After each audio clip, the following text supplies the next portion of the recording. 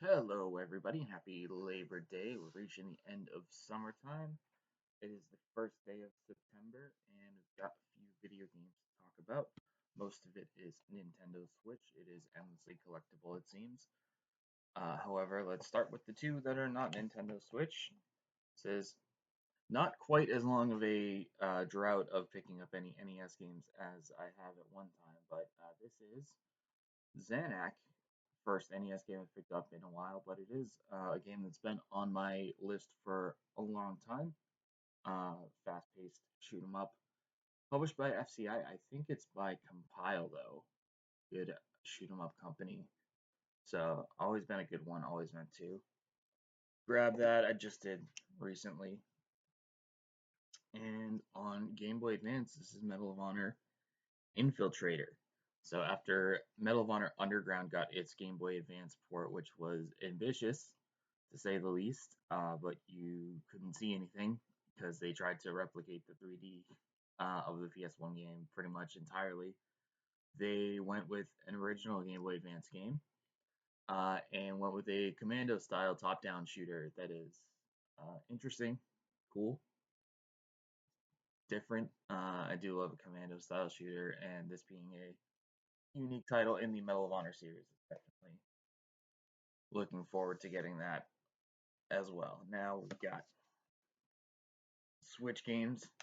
Let's talk about the one that I kind of picked up on a whim because it was the buy two get a third free GameStop deal. This is Desolatium, or Desolation probably. They put the word or the name Lovecraft somewhere on the front or back cover for me. They're like inspired by Lovecraft. It's a adventure game that seems investigate the mysterious disappearance of a friend through the eyes of four different characters, each with their own characteristics. Uncover the mystery as you're led toward a dark path filled with Lovecraftian myths and creatures. So I'm definitely down for that. It doesn't have like the most amazing review scores, but seems interesting enough. It would have been if at full price, it still would have been under $20 used, but this was my freebie on a buy two get a third free at the GameStop deal. So yeah, definitely worth picking up adventure style game with Lovecraftian stylings. Let's grab the other two from that. The other $20 game, of course, Mega Man 11. Still not like super like into the whole Mega Man series. Have not really cracked into it and gotten any good at it. But 11 standalone Switch game goes for under $20 nowadays. Always meant to pick this up. So grabbed that along with one that I'd been meaning to pick up since it came out, Sonic X Shadow Generations. Note that this is not the Switch 2 version. Switch 2 version is a game key card. Can't fucking do it.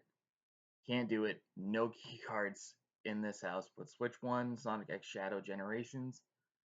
Sonic Generations was like a game, not a great game, but a game with great parts to it. And one of the better Sonic games of the last, 15 years or so that wasn't like full on 2D like classic style. So the parts of that are good. I am looking forward to seeing shadow levels added into that. So I'd been wanting to pick this up since they said that they were going to do that with new content.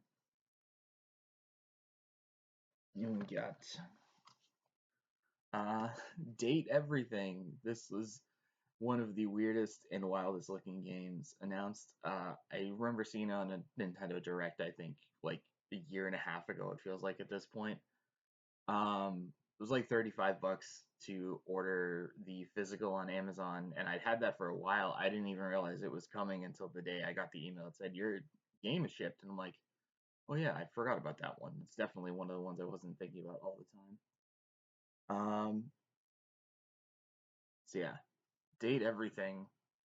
Household objects are available for dating with anthropomorphized versions of them. So your vacuum cleaner, your that's a loaf of bread, your lamp, etc. So very weird.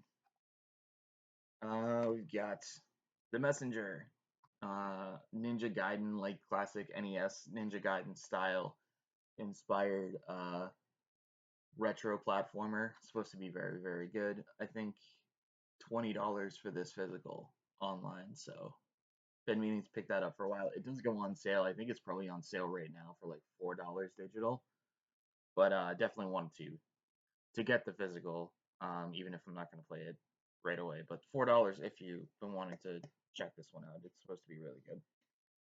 And lastly for the month, this is a Little Kitty Big City, the Fan Gamer published version. This is like $35 new, so I think it's like $25 for the digital version, but you get all these physical goodies, which is very good.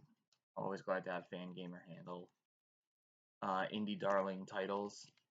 Get a big poster, Lost Kitty uh, manual with some details about things around the city, soundtrack code. Yeah, really good, nice looking physical edition here. Hoping that this is a little bit more like what I thought Stray was originally going to be when that game came out.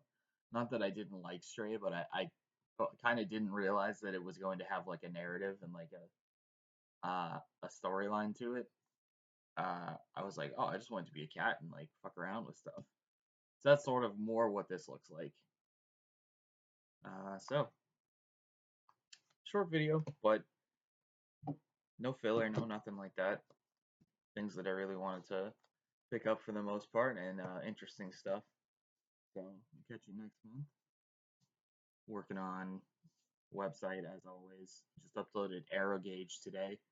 Trying to figure out what stuff I want to do next for the N64 all the time, and not go too far into like doing a lot of the really popular stuff, because still waiting for that analog 3D to actually ship, if it's real.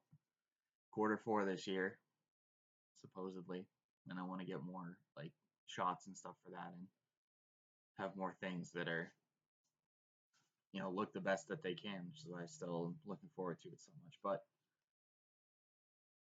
see if there's more updates on that on the way. I'll catch you next month. See everybody.